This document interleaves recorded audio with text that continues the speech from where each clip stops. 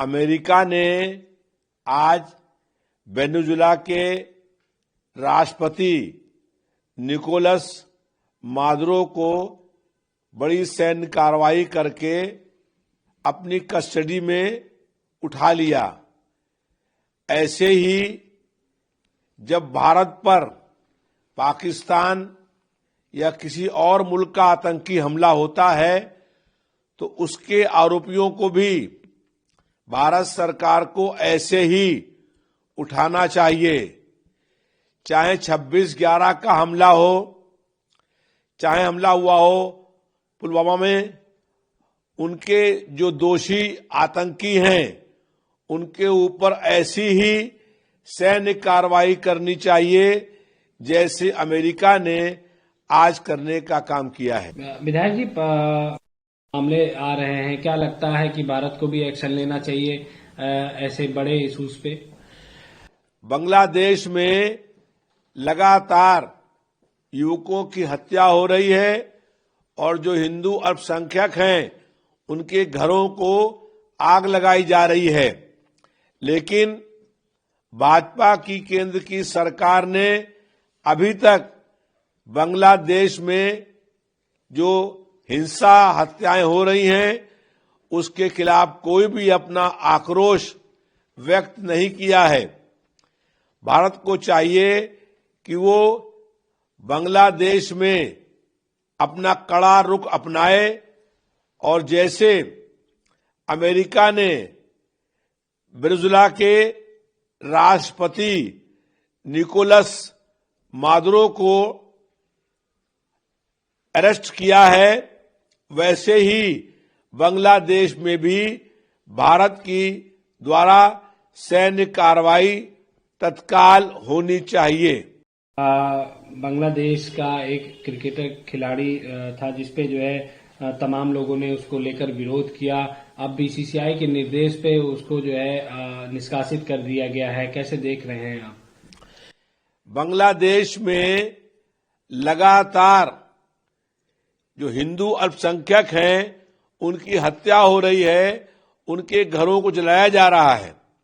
और आज जो क्रिकेट बोर्ड कमेटी थी उसने बांग्लादेश के एक खिलाड़ी को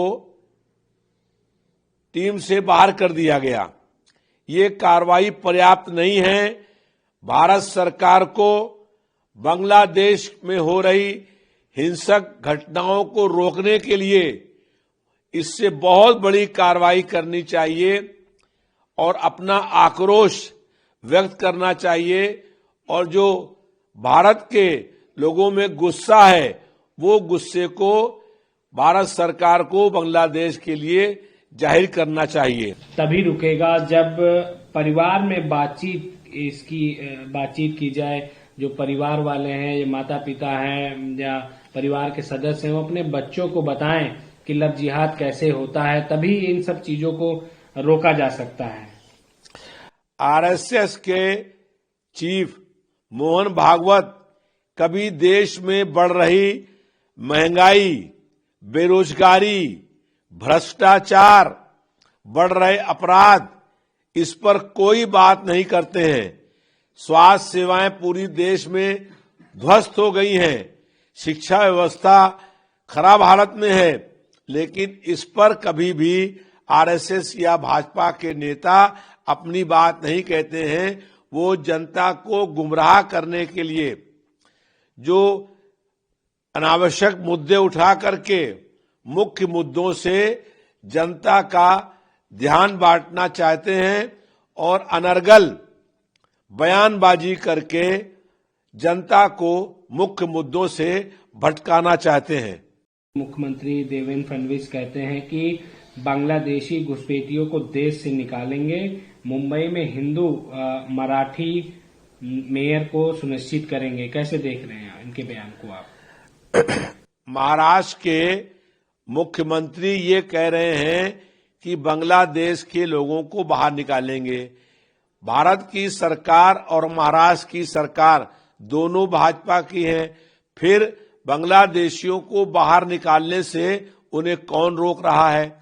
बांग्लादेशी जब भारत में आए हैं तो केंद्र सरकार के गृह मंत्री और प्रधानमंत्री की सुरक्षा में ये चूक कैसे हुई है, इसके लिए कौन दोषी और जिम्मेदार है।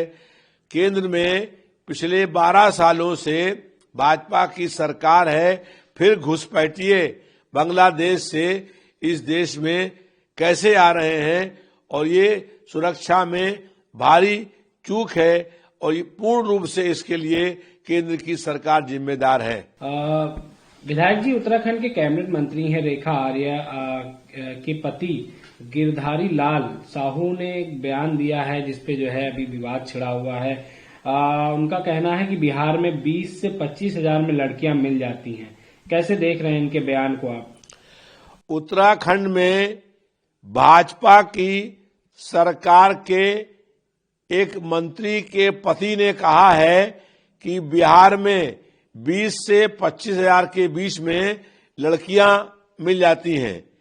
उनका ये बयान से स्पष्ट है कि बिहार में भाजपा की सरकार और उत्तराखंड में भाजपा की सरकार महिलाओं का अपमान करने का काम कर रही है और इतना अभद्र टिप्पणी करने का काम कर रहे हैं।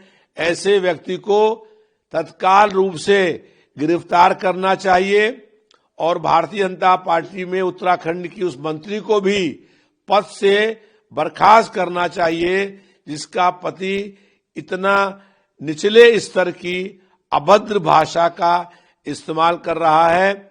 और बिहार के मुख्यमंत्री को भी ये जवाब देना चाहिए कि उत्तराखंड के मंत्री के पति ने किस आधार पर ये बात कही है और इसके प्रति बिहार की सरकार को अपना गहरा आक्रोश व्यक्त करना चाहिए।